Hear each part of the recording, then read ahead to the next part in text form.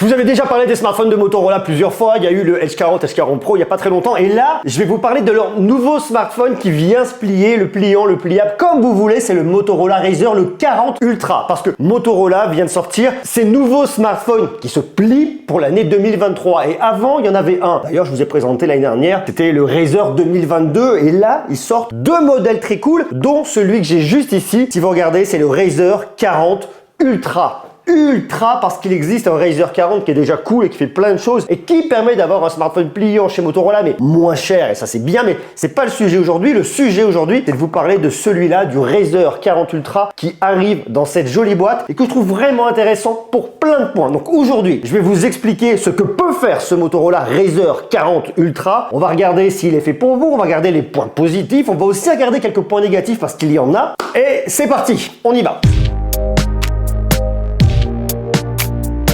C'est aujourd'hui une vidéo qui est réalisée en partenariat avec Motorola. Motorola m'a dit: Monsieur Gros, est-ce que tu voudrais présenter notre nouveau smartphone, le Razr 40 Ultra? La réponse est oui, grand oui, parce que ça m'intéresse et que je suis passionné par la tech. Alors je sais pas, si on remonte en arrière au début des années 2000, période où j'ai vécu, ma petite vingtaine, tranquillou par là, eh bien Motorola Razr c'était une des références. Il faut savoir que dans les années 2000, ils ont vendu plus de 130 millions de smartphones Razr, ce qui est énorme. Et puis depuis les années 2000, Motorola est toujours dans la place avec des smartphones intéressants. Je vous en ai présenté plusieurs fois et là ils reviennent avec ce petit truc là. Et ce petit truc là, c'est quand même vachement cool parce que si on aime la tech et si on s'intéresse, on connaît les formats des smartphones qui viennent se plier, comme notamment le Razr qu'on a vu l'année dernière. Mais le truc qu'ils nous proposent là, je dois reconnaître que ça me hype tellement fort. Vous avez cet écran là qui vient même englober les caméras, que je trouve ça absolument dingue et j'adore. J'adore pourquoi? Parce que l'idée d'avoir un smartphone qui vient de se plier, l'idée de la modularité, eh bien c'est de pouvoir se servir de son smartphone lorsqu'il est plié, sinon il n'y a pas d'intérêt. Si c'est juste pour gagner de la place et le mettre dans une poche, ok, mais il faut venir l'utiliser. Et ici, c'est pas un écran de notification, ici c'est un écran qui a un réel intérêt, un réel sens, et je trouve ça chouette. Et c'est d'ailleurs aujourd'hui l'écran externe le plus grand du marché. Je vous montre très rapidement à l'intérieur, vous avez aussi un grand écran lorsque vous venez l'ouvrir qui est très sympa. Vous avez bien évidemment une charnière qui tient et qui est cool et qui est bien maîtrisée de la part de Motorola, donc ça me plaît. Mais moi, le truc qui me hype énormément, cet écran à l'extérieur, parce qu'il sert vraiment à quelque chose. Et c'est mon premier point, l'écran extérieur. Alors cet écran extérieur, il fait 3,6 pouces, c'est du OLED et surtout, il a un taux de rafraîchissement qui va jusqu'à 144 Hz. Alors 144 Hz, juste pour regarder comme ça et venir naviguer, ça n'a pas grand intérêt. Le grand intérêt, c'est pour le jeu, pour le gaming, parce que, alors regardez, vous le voyez sous les yeux, vous avez ici 6 petites icônes qui correspondent en réalité à 6 raccourcis que vous allez pouvoir avoir soit en naviguant comme ça, soit en appuyant sur le bouton directement, tac, votre clavier numérique, tac, ici vous arrivez sur vos différentes applications, vous voyez. Alors ce sont des raccourcis, vous pouvez cliquer là, hop là, pour venir les éditer et mettre les applications que vous voulez. Donc on met vraiment les apps qu'on veut et les apps dont on a besoin. Donc ça déjà c'est très cool, c'est-à-dire qu'en un clic, paf, vous avez accès à vos apps favorites. Donc cette notion de raccourci, elle est là. Vos contacts, ok.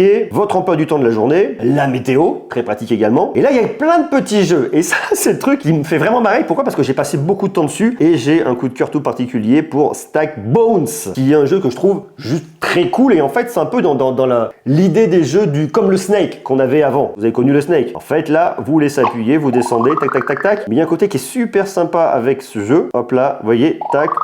Je pète des carrés, je descends et c'est très satisfaisant.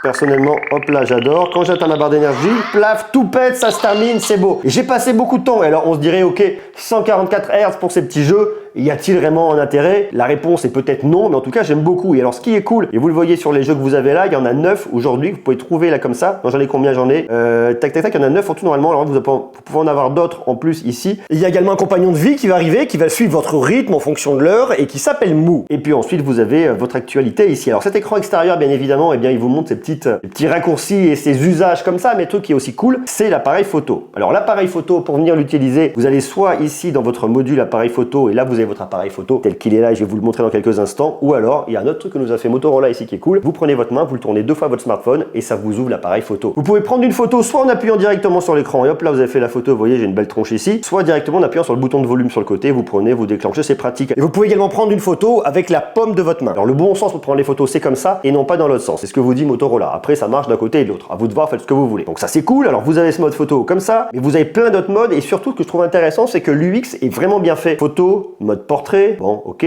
on va faire des photos en mode portrait, on peut le faire ici. Vous avez également un mode miroir avec un effet qui est assez rigolo. Choisissez, vous voyez votre encadrement. Donc là, ça me fait un petit cadre à côté, sur le côté, si je fais ça marrant, ok. Là, je suis carrément avec, hop là, en mode Motorola. Hey. Donc là, ok, une fois de plus, c'est assez rigolo. Donc ce petit mode là il est assez marrant et il y a plein de petites options qui sont assez cool. Hop là, j'appuie là pour le faire apparaître, vous voyez, je peux changer. Bref, il y a des petits trucs un peu marrants là-dessus et ça c'est assez cool. Mode vidéo, photo, portrait, série de photos. Série de photos, ça vous fait plein de photos. C'est un photo boost en fait. Hein. Comme lorsque vous êtes dans les cabines, vous savez, faites votre photo, là vous en faites 6 je crois. Donc vous avez toutes vos petites photos. Bon ok, j'en ai assez fait, ça me suffit. Donc ça c'est marrant et une fois de plus, c'est très pratique d'avoir ce grand écran comme ça qui vous permet de tout avoir sous la main. Donc ça je trouve ça vraiment bien parce que Motorola vient vraiment utiliser tout l'espace ici extérieur dont on a besoin, donc il y a un réel intérêt. Donc je suis vachement hypé par ça. On peut en plus venir tout personnaliser, venir personnaliser son écran de fond, le changer, personnaliser la police. Je vous montre, on peut vraiment aller assez loin ici, ça c'est très très cool. En plus sur le haut, eh bien, vous avez toutes vos options d'Android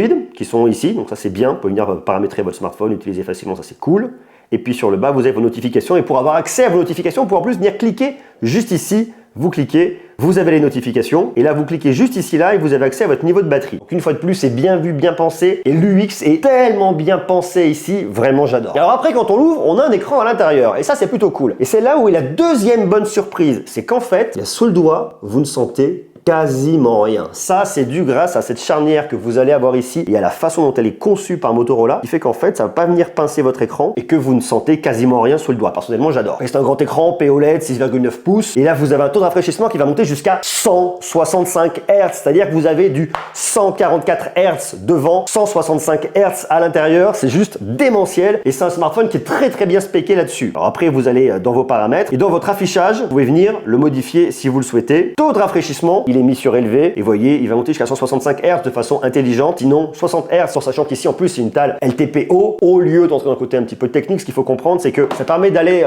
sur une résolution qui part de 1 Hz, c'est-à-dire pour un Always On Display, jusqu'à 165 Hz et en fait votre smartphone il va venir afficher le nombre d'images dont vous avez besoin par rapport aux applications que vous allez utiliser. Donc ça c'est malin et c'est vraiment bien vu. Et ce qui est cool, c'est qu'en plus ici c'est quand même malgré tout solide. Ils nous ont mis 5 couches de verre qu'on va avoir ici, extrêmement résistant et rassurant également. Et un autre point que j'aime bien, c'est que comme vous avez un écran 22/9, et bien si par exemple je vais me remettre un petit Obi-Wan Kenobi, et bien on est totalement adapté sur ce format ici sur Disney+. Vous voyez, c'est vraiment un format qui est très très long en fait de base. Et là je peux voir dézoomer, je suis déjà dézoomé au max. Alors je peux venir zoomer un petit peu plus si je veux, je perds pas énormément. Donc pour tout ce qui va être format cinémascope, sur les formats un petit peu longs, très clairement, ça marche et ça c'est très très bien. Maintenant, l'autre point qui m'a assez bluffé, c'est l'audio. Pourquoi? Eh bien parce que vous avez des haut-parleurs stéréo, ici et ici. Et je trouve que l'expérience audio est vraiment bien. Regardez, il y a vraiment du son. Alors il y a un petit déséquilibre droite-gauche bien évidemment, mais tout ça, une fois de plus, vraiment bien fait ici de la part de Motorola. Donc si vous voulez regarder du contenu, c'est très très bon. Alors attention, lorsque vous mettez trop fort, ça sature, soyons clairs.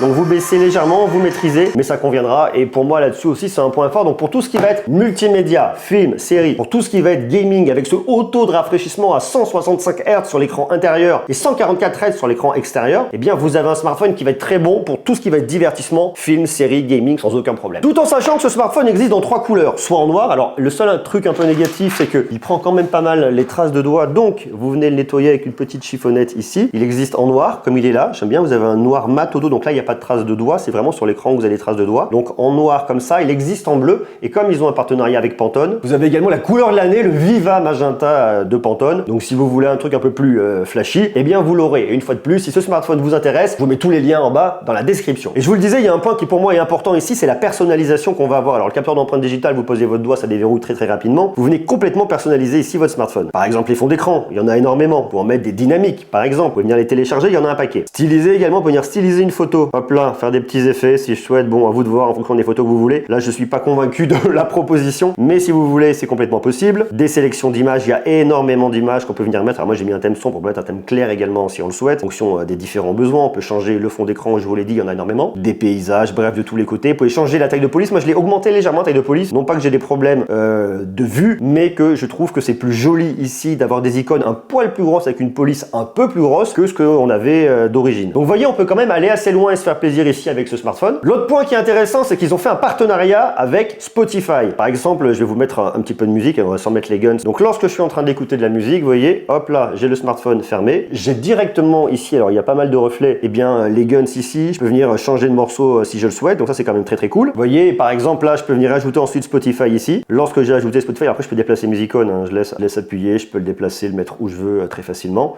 Et ensuite, je peux venir l'ouvrir ici directement. Et ce qui est cool, c'est que Motorola est venu travailler avec Spotify pour complètement adapter l'interface sur ce petit écran-là. Donc, une fois de plus, c'est pas un écran de notification, c'est un écran qui a un réel usage et je trouve ça juste très cool. Et lorsque j'éteins, vous voyez, eh bien, je vais retrouver mon Spotify ici au lieu d'avoir mon écran d'accueil. Et si j'ai fermé Spotify après, eh bien, vous voyez, je retrouverai mon écran d'accueil ici avec mon horloge. Alors, il y a plein de styles différents d'horloge. J'ai mis celui-là, mais il y en a énormément. Et ça, pour venir le personnaliser également, vous venez ici, vous allez dans écran externe et dans écran externe, vous avez pas mal de possibilités. Donc l'horloge, il y en a pas mal, vous voyez, hein, vous avez différents choix en fonction de ce que vous allez aimer et si et ça c'est pratique. Le fond d'écran également de l'écran externe est très cool, donc il y a pas mal de possibilités. Personnellement, j'ai mis la baleine, elle me plaît énormément. Les panneaux, les grilles, la météo, vous pouvez venir rajouter d'autres choses, vous pouvez rajouter Google Fit si vous voulez. Bon bah je l'ai pas mis, mais on peut faire pas mal de choses. La taille de police qu'on peut venir agrandir, moi je l'agrandis, je vous l'ai dit. Les paramètres de l'application, l'agenda, les alertes d'urgence, bref, il y en a beaucoup.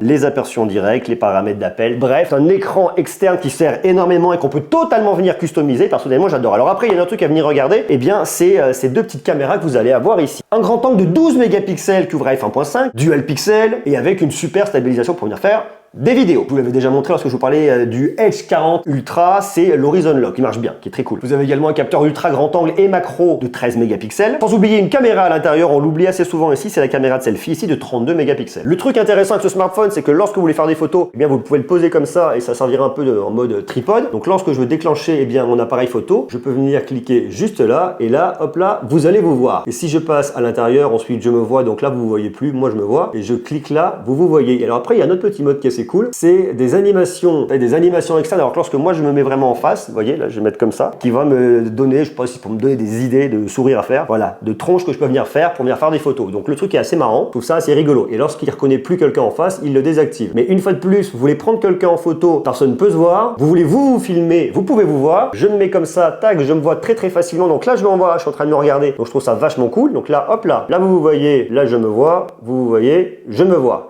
Donc moi je trouve ça extrêmement malin. Et surtout une fois de plus, le fait que ça vient de prendre tout l'écran extérieur. Après l'application photo, c'est un très grand classique, photo, portrait, vidéo. Vous avez la macro là, vous pouvez venir monter jusqu'à un zoom qui va pas très loin, qui va jusqu'à x8, vous allez voir qu'on est rapidement limité. Mais une fois de plus, cet écran externe a un vrai usage et ça c'est chouette. J'adore ce smartphone pour tout ce qu'on peut venir en faire, notamment avec l'écran externe et je vous le dis une fois de plus, j'adore énormément. Mais il y a deux points un petit peu négatifs ici. Le premier, ça va être la photo. Puisque les photos que vous avez sont pas mal, mais peut faire mieux. Je vous montre. Sur le capteur principal, là vous voyez, ça fonctionne bien. Les zones d'ombre sont bien respectées, les ombres de pleine lumière également sont respectées, le ciel est bien, on voit bien le fond, tout est bien, tout est clair, tout est joli. L'ultra grand angle, on perd un peu en précision, mais c'est pas déconnant, on peut venir se rapprocher, x2. Là déjà, vous voyez, au niveau du ciel, on a un peu plus de mal, c'est un zoom numérique. Ça peut être un x8. Le max que je peux avoir, alors là c'est pareil, ça marche quand même plutôt pas mal dans l'ensemble. L'ultra grand angle un peu moins précis, mais bon globalement ça fait le taf. Donc globalement c'est pas mauvais, même avec un contre-jour comme ça, le soleil en pleine tronche, ça fonctionne. Mais je trouve qu'il y a des petits moments c'est un peu plus dur. Lorsque vous voyez par exemple, je vais venir photographier ici des fleurs, le contour va légèrement baver ici. Et ça, je trouve que c'est un poil dommage. Là sur l'ultra grand angle, les couleurs que ça vient me ressortir au niveau du ciel sont pas très naturelles et ça fait une espèce de détourage un peu bizarre. Et là au niveau des branches, c'est pareil, ça marche pas. Donc il y a un truc qui est un peu zarbi ici d'un point de vue logiciel. La macro, bon bah la macro pas grand chose à dire, hein. Le taf est globalement un peu près fait, pas évident de trouver la bonne distance, mais c'est pas mauvais, donc ici rien à dire. Le fait de le mettre en mode trépied, je trouve ça bien, donc là j'avais posé en mode trépied, vous voyez, je me prends en photo, coucou toi, je le tiens aussi à la main pour voir, ça marche bien, ça déclenche, et en mode selfie pour le coup ça marche vraiment bien et aucun problème avec ça. Le mode portrait aussi est très correct, j'ai déclenché, vous voyez, alors il a un petit peu de mal ici là, j'ai l'impression là, vous voyez, c'est un peu moins précis, il y a eu un peu plus de mal, mais globalement le boulot est fait. Et ce que j'aime pas particulièrement, c'est la caméra que vous avez à l'intérieur, là j'ai l'impression qu'il y a un voile sur l'image. Puis le deuxième point que je vais un peu regretter, c'est que je trouve que cette partie extérieure du smartphone va venir chauffer. C'est-à-dire que lorsque je l'ai, alors normalement j'utilise comme ça, l'écran externe je touche que lorsque je suis en train de naviguer dessus, mais je trouve que ça chauffe. Alors vous voyez, c'est assez marrant, petit point de détail, je vous le montre, je ne l'ai pas montré tout à l'heure. Lorsque j'ai mis Spotify là, bien vous voyez, hop là j'ai mon horloge, je vais là, j'ai Spotify. Et ça, une fois de plus, d'un point de vue logiciel, c'est juste fou. Et si vous regardez juste là, là vous voyez, j'ai pas l'heure, et lorsque je décale, j'ai l'heure qui apparaît, puisque lorsque je suis sur Spotify, j'ai plus l'heure, donc je veux connaître l'heure, j'ai l'heure qui est là. Donc ça c'est pareil d'un point de vue UI, c'est juste magnifique. Mais je regrette que lorsque je prends mon smartphone comme ça, eh bien j'ai vraiment cette partie en haut qui va venir chauffer. Alors est-ce que j'ai mon processeur qui est là, à savoir que j'ai le Snapdragon 8 Plus Gen 1, qui est un des meilleurs processeurs, soyons clairs aujourd'hui, qui chauffe pas particulièrement, mais peut-être qu'au niveau de la conception, il va se trouver juste en dessous, et là on sent que ça chauffe, hein, soyons clairs, ça chauffe. Alors normalement sur ce genre de smartphone également, vous avez la batterie qui est coupée en deux, il y a une batterie de 3800 mAh, avec une partie de la batterie qui va être là et l'autre partie qui va être là pour permettre effectivement eh bien d'avoir de la finesse, donc il y a une vraie répartition. Donc là, j'ai pas de chauffe, hein, vraiment pas, mais ici j'en ai un petit peu lorsque je l'utilise. Si vous craignez pas d'avoir un peu de chauffe, pas de problème. Alors après, soyons clairs, on se brûle pas les doigts, hein, donc il n'y a aucun problème là-dessus.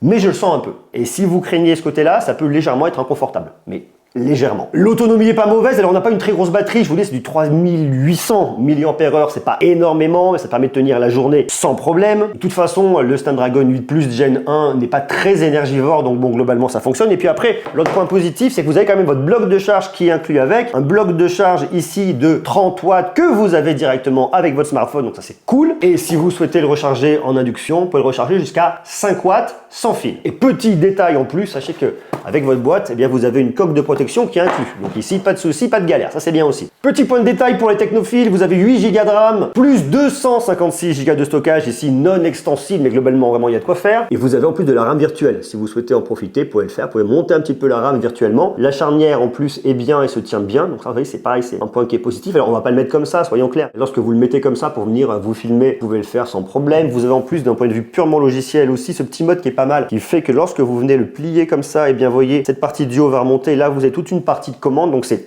une fois de plus bien pensé. Vous avez une carte SIM plus une eSIM si vous le souhaitez, du Wi-Fi 6E et le Ready4 qui permet de connecter votre smartphone à un moniteur, à une télé et à l'utiliser sans fil. Vous pouvez rajouter un clavier et une souris et utiliser votre smartphone comme un petit ordinateur. Ça c'est une option qui est assez pratique et qui est bien chez Motorola, qui est plus destinée à une flotte professionnelle. Mais au-delà de ça, c'est un smartphone que j'aime beaucoup. Pourquoi? Eh bien parce que sur ce format de smartphone qui vient se plier, vous avez cet écran qui est tellement beau, tellement bien pensé. Donc si vous voulez un smartphone pliant, pliable, comme vous voulez une fois de plus, avec un grand écran utile à l'extérieur de votre smartphone, avec plein d'applications, des raccourcis, une expérience logicielle maîtrisée et très bien pensée, eh bien le Motorola Razr, on va dire Razr, c'est un peu plus sexy, 40 Ultra peut globalement être fait pour vous au tarif de 1199 €. Alors tout en sachant que vous avez une offre de lancement du 1er juin jusqu'au 16 juillet, c'est assez long quand même, et ça passe vite, donc globalement allez-y s'il vous intéresse, je vous mets le lien en bas dans la description. Eh bien vous avez une Lenovo Tab 11 Plus d'offert, qui normalement coûte la modique somme de 279 €. Donc ça c'est quand même plutôt cool, et si une fois de plus ce smartphone vous intéresse, vous avez les liens en bas dans la description. Donc personnellement je suis super content de voir venir Motorola avec cette copie, cet écran externe, cette charnière qui est sympa et qui tient bien, ce smartphone que je trouve cool. Alors après je vous l'ai dit, hein, il y a deux petits points qu'on peut venir regarder, ça va être le fait qu'il chauffe légèrement, si c'est pas un souci pour vous ça fonctionnera, et puis les photos qui sont pas mauvaises mais un peu en dessous de ce qu'on pourrait attendre sur un smartphone de ce tarif là. Mais globalement l'expérience est tellement bien réussie d'un point de vue logiciel, je peux que dire bravo à Motorola, et une fois de plus, si vous intéresse, vous pouvez y aller sans aucun problème. Voilà, donc dites-moi ce que vous en pensez, est-ce qu'il vous intéresse? Oui, non, quoi, comment? Ce smartphone de Motorola, ce Razr 40 Ultra, marquez-moi ça en bas dans les commentaires, et nous on se retrouve bien évidemment bientôt pour continuer à parler de tech, de Motorola et d'autres. Voilà, je vous embrasse, prenez soin de vous et à bientôt, ciao.